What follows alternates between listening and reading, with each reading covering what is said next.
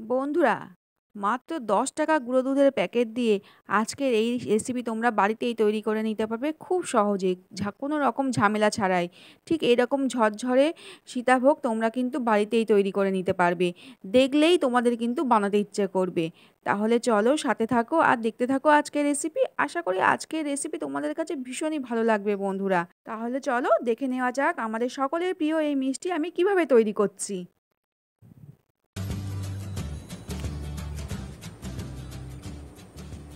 নমস্কার বন্ধুরা, Piu cooking and lifestyle চ্যানেলের নতুন একটা ভিডিওতে সবাইকে জানাই অনেক অনেক স্বাগত।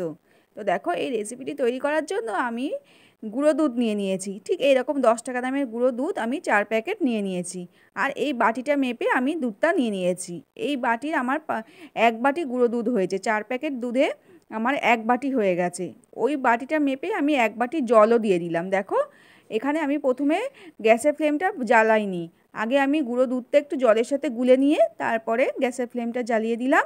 দিয়ে তারপর ভালো করে গুলে নেব। ভালো করে দেখো, দুধটা গুলে যেতেই একটু ফুটিয়ে নেব। যখন দুধটা ফুটে যাবে তখন আমি 1 চামচ ভিনিগার আর 1 চামচ জল মিশিয়ে রেখেছিলাম আগে থেকে।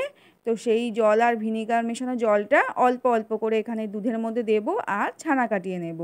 তো একবারে পুরোটা দেব না, অল্প একটু আগে দেব, দিয়ে একটু নাড়বো। আর যখনই তোমরা ছানাটা কাটতে যাবে গ্যাসের ফ্লেম তখন একদম কমিয়ে দেবে। আগে ভালো করে দুধটা ফুটিয়ে নেবে, তারপর গ্যাসের ফ্লেম একদম কমিয়ে দিয়ে এই ভিনিগার মেশানো জলটা মিশিয়ে দেবে। তো দেখো, অর্ধেক ভিনিগারের জলটা আমি দিলাম, দিয়ে ভালো করে নেড়ে নিলাম। তারপরে দেখো, আবার বাকি ভিনিগার মেশানো জলটা দিয়ে দিলাম। দিয়ে আস্তে আস্তে এরমভাবে নাড়বো। দেখো, খুব সুন্দরভাবেই ছানাটা কিন্তু কেটে আসবে। তো দেখো, গুঁড়ো দুধ দিয়ে যে এত সুন্দর ছানা তৈরি করা যায় বন্ধুরা, তোমরা না বানালে বুঝতেই পারবে না। তো দেখো, ছানাটা আমার কত সুন্দরভাবে কেটে গেছে। এবার একটা ছাঁকনি নিয়ে নিয়েছি, তার মধ্যে একটা সুন্দর পরিষ্কার সুতির কাপড় দিয়ে আমি ছানাটা ছেঁকে নিলাম।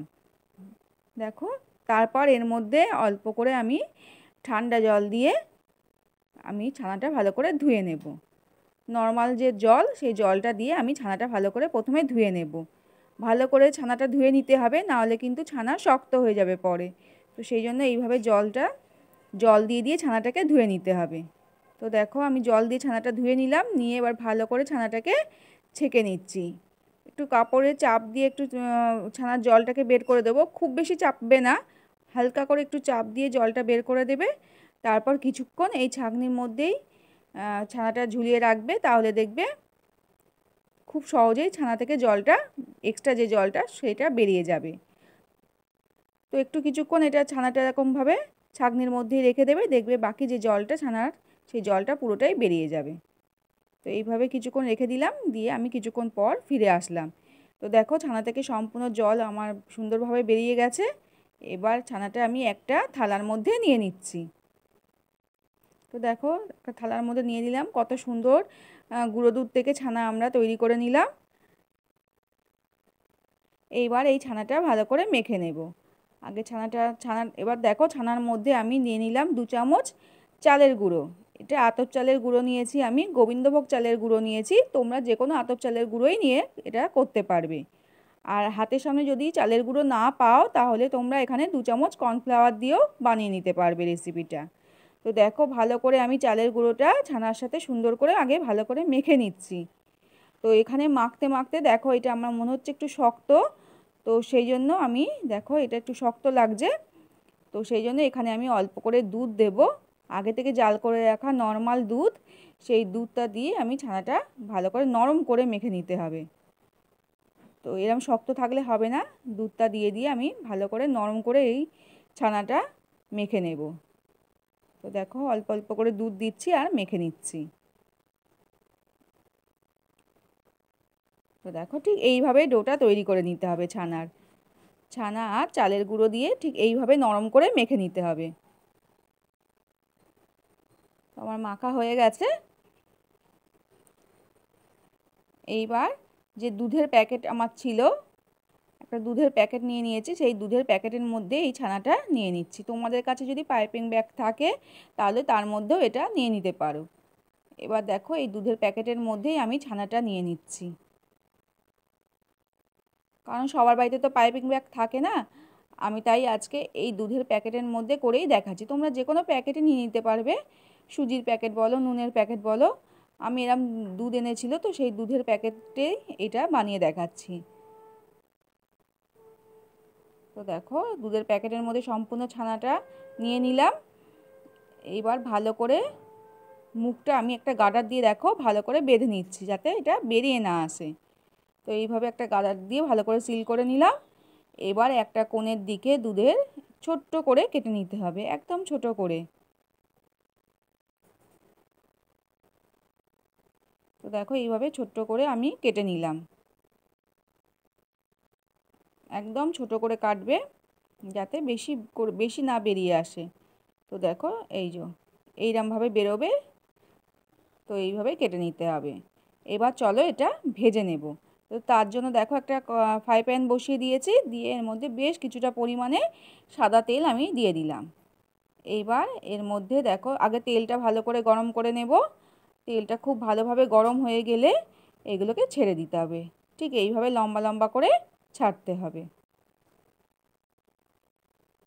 তো একবারে বেশি দেব না, অল্প অল্প করে দেব আর এগুলোকে ভেজে নেব। বেশি একবারে দিতে গেলে কি হবে, পুরনোগুলো বেশি ভাজা হয়ে যাবে, তখন কালার এসে যাবে লাল, ওটা ভালো লাগবে না। তো সেই জন্য অল্প অল্প দেব আর তৈরি করে নেব। দেখো এইভাবে এগুলোকে ছেড়ে দিতে হবে। আর এগুলো ভাজতে বেশি একদমই সময় লাগে না, খুব তাড়াতাড়ি এগুলো ভাজা হয়ে যায়।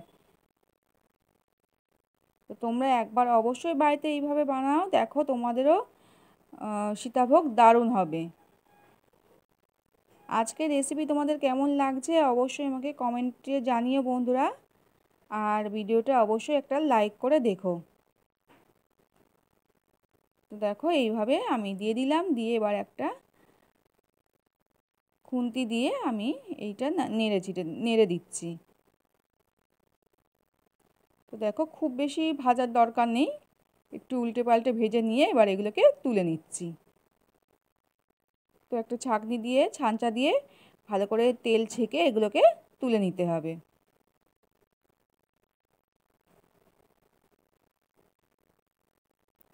তো হয়ে গেছে ভাজা, এবার দেখো আমি উঠিয়ে নিলাম। এইভাবে আমি সবগুলো ভেজে নেব। দেখো আবারও আমি দিয়ে দিয়েছি, আবারও এটা ভেজে নিচ্ছি। ঠিক এইভাবে এগুলোকে ভেজে নিতে হবে। একদমই সময় কম লাগে এইগুলোকে ভাজতে, বেশি সময় একদমই লাগে না।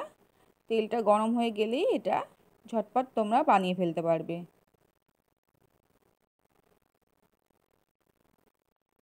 দেখতেই পাচ্ছ বন্ধুরা কত সহজে এটা তৈরি করা হয়ে যাচ্ছে।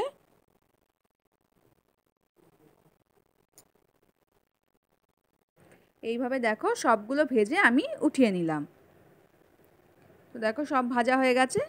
এইবার চলো এই সীতাভোগ বানানোর জন্য যে নিকুতি মিষ্টিগুলো তৈরি হয়, তো সেগুলোই আমি বানিয়ে নিচ্ছি। তো তার জন্য দেখো এই বাটিটার মেপে আমি হাফ বাটি আটা নিয়ে নিলাম, আর নিয়ে নিলাম হাফ বাটি গুঁড়ো দুধ, আর দিলাম দেখো 1 চিমটে বেকিং সোডা, আর ঠিক ওই মাপেরই 1 চিমটে বেকিং পাউডার দিয়ে ভালো করে মিশিয়ে নিলাম। নিয়ে এখানে দিয়ে দিলাম দেখো 1 চামচ ঘি। তো ঘিটা দিয়ে ভালো করে আটা আর দুধের সঙ্গে মিশিয়ে নিতে হবে ভালো করে। এইভাবে আটা দিয়ে নিকুতি মিষ্টিগুলো এত সুন্দর তৈরি হয় বন্ধুরা, এত নরম হয়, তোমরা না বানালে বুঝতেই পারবে না। অবশ্যই তোমরা একবার এইভাবে বাড়িতে ট্রাই করে দেখতে পারো, আজকের রেসিপি কিন্তু দারুণ হয়। তো দেখো ভালো করে মিশিয়ে নেওয়ার পর এবারে আমি অল্প অল্প করে জল দিয়ে এটা মেখে নেব। আর এটা একদমই শক্ত ডো হবে না, একদম নরম করে এই ডোটা মেখে নিতে হবে। তো দেখো এইভাবে আটা আর দুধটা, গুঁড়ো দুধটা ভালো করে জল দিয়ে আমি মেখে নিচ্ছি।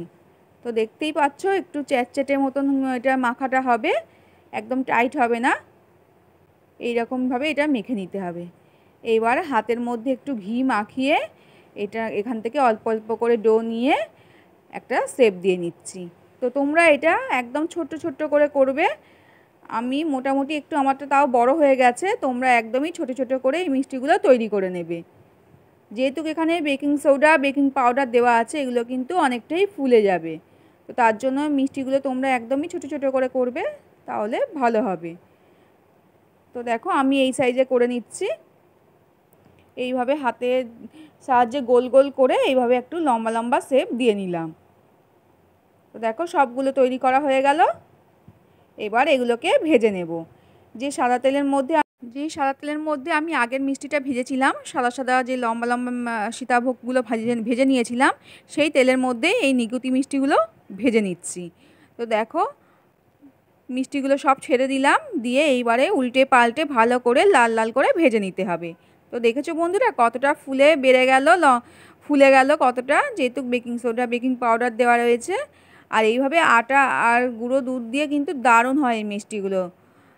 তো দেখো এইভাবে লাল লাল করে ভেজে আমি উঠিয়ে নিচ্ছি। আস্তে আস্তে দেখো কালার চেঞ্জ হয়ে গেল, এইভাবে মিষ্টিগুলো আমি তুলে নিলাম। তো আমাদের রেডি হয়ে গেল। এইবার আমরা রস তৈরি করে নেব। তো তার জন্য দেখো একটা কড়াই বসিয়ে দিয়েছি, দিয়ে দিলাম 1 বাটি চিনি, আর তার সেই বাটির মেপেই 1 বাটি জল দিয়ে দিলাম। যতটা চিনি নিয়েছি ঠিক ততটা পরিমাণেই জল দিতে হবে। তো দেখো জল দিয়ে এবার ভালো করে এটা চিনিটা গুলে যাওয়া পর্যন্ত অপেক্ষা করব। আর এর মধ্যে দেখো 2টো এলাচ ফাটিয়ে দিয়ে দিলাম। তো চিনিটা ভালো করে গুলে গেলে তারপরে রসটা মিষ্টির মধ্যে দিয়ে দেব। তো দেখো সুন্দরভাবে চিনিটা গুলে গেছে, রস আমাদের বানানো হয়ে গেল। এবার এখান থেকে রস নিয়ে আমি মিষ্টিগুলোর মধ্যে দিয়ে দিচ্ছি। একদম গরম গরমই দিয়ে দিতে হবে। তো দেখো এইভাবে দিয়ে আমি 30 মিনিট এটা ঢাকা দিয়ে রেখে দেব। আর দেখো কড়ার মধ্যে বাকি যে রসটা রয়েছে তার মধ্যে এই মিষ্টিগুলোও দিয়ে দিচ্ছি। দেখো ঠিক এইভাবে ছড়িয়ে এই রসের মধ্যে এই মিষ্টিগুলোকেও দিয়ে দিতে হবে। দিয়ে এবার এটাও আমি ঢাকা দিয়ে 30 থেকে 40 মিনিট আমি ঢাকা দিয়ে রেখে দেব। 30-40 মিনিট পর আমি ফিরে আসলাম। তো দেখো মিষ্টিগুলো খুব সুন্দরভাবে রস শোপ করে নিয়েছে আর একদম ঝরঝরা হয়েছে। দেখেছো বন্ধুরা কত সুন্দর ঝরঝরা হয়েছে, ঠিক দোকানের মতন তৈরি হয়ে গেছে। তাহলে আজকের রেসিপি তোমাদের কেমন লাগলো অবশ্যই আমাকে কমেন্টে জানাতে কিন্তু ভুলো না। আর আজকের রেসিপি যদি তোমরা ফেসবুক থেকে দেখে থাকো তাহলে অবশ্যই আমার প্রোফাইলটিকে ফলো করে দিও। আর ইউটিউব থেকে দেখে থাকলে আমার চ্যানেলে যদি নতুন বন্ধু এসে থাকো রেসিপি দেখছো, যদি ভালো লাগে তাহলে অবশ্যই চ্যানেলটিকে সাবস্ক্রাইব করে আমার পাশে থেকো, আর পাশে থাকা বেল আইকনটা অবশ্যই প্রেস করে দিও। আর ভিডিও ভালো লাগলে সবার সাথে শেয়ার করো, একটা লাইক করতে ভুলো না কিন্তু। তো দেখো মিষ্টিগুলো কত সুন্দরভাবে রস ঢুকেছে, একটা আমি তোমাদের ভেঙে দেখিয়ে দিলাম। এবারে একটু সাজিয়ে নিচ্ছি। তো একদমই রেডি হয়ে গেল আমার আজকে সীতাভোগ। তোমরা অবশ্যই বাড়িতে বানাও আর আমাকে জানিয়ে তোমাদের কেমন লেগেছে। আজ তাহলে এখানেই বিদায় নেবো বন্ধুরা, সবাই খুব ভালো থেকো, টাটা।